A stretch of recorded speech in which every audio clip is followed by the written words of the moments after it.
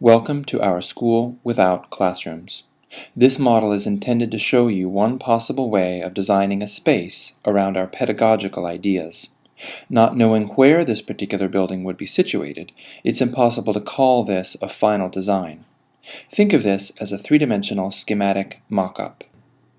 Most of what you see is glass, and that's no mistake. The primary inspiration to our students is what their peers are engaged in. We aim to create a community of learners of all ages, always concretely aware of each other as collaborators. Notice what you don't see. No rows of same-sized classrooms facing the same bland central hallway. All of our rooms are different, aimed at different activities. Most of them are shared spaces that can be reserved on an electronic calendar. On your left, you see the quieter spaces, giving way as you look to the right to spaces designed for noisier interactions. The back of this building, near the top of the screen here, features more private spaces, where small teams or individuals might work. The more frontal spaces are public and participatory. Entering the main door, we see a broad entryway that features some of the modular furniture we've designed. Here, students might store their belongings, meet each other during the day, and hang out casually to decompress. You can also see the central courtyard or patio, prominent in medieval castles and in Andalusian architecture. The patio forms the central magnet around which the community revolves. There are many doors that enter onto the patio.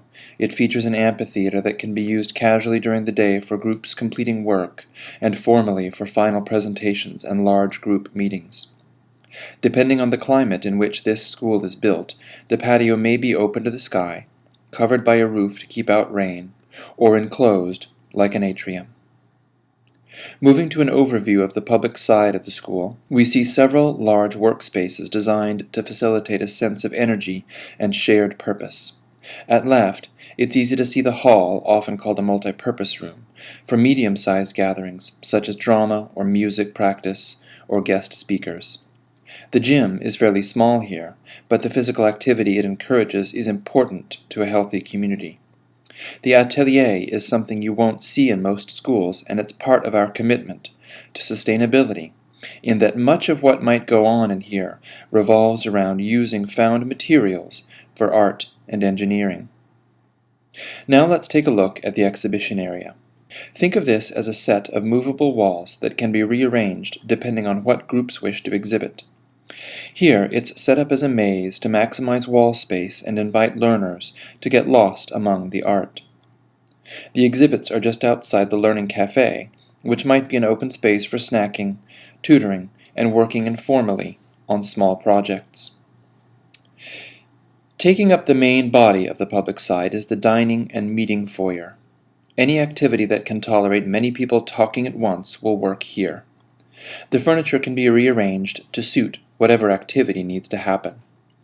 Beyond this, and separated by partitions, is another more private and casual space for collaborations or solitary work.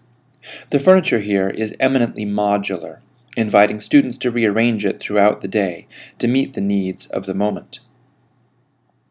In all of these more public spaces, learners can see each other going about their day and become more and more aware of themselves as part of a learning community. One detail that may be hard to catch is that some of the straight walls are slightly off angle to minimize echo.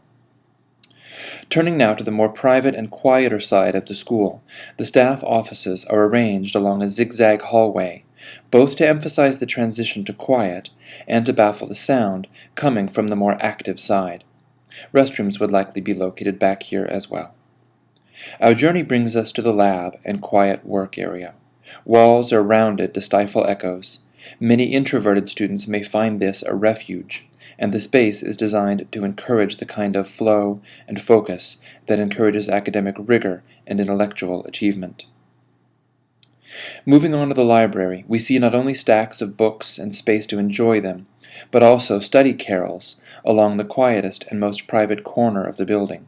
Here, small groups can meet when the activity calls for uninterrupted time. Finally, the theater is a rounded space that looks down upon a multifunctional stage area. The seating risers are casual without chairs, but can accommodate chairs for a more formal situation.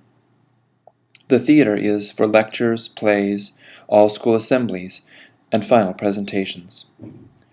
What you see here is not a final design or even a necessary result of our ideas, but it does show you one possible way our ideas might play out in space. Thank you for investigating the school without classrooms with us. There's a lot more to visit and discover at our website.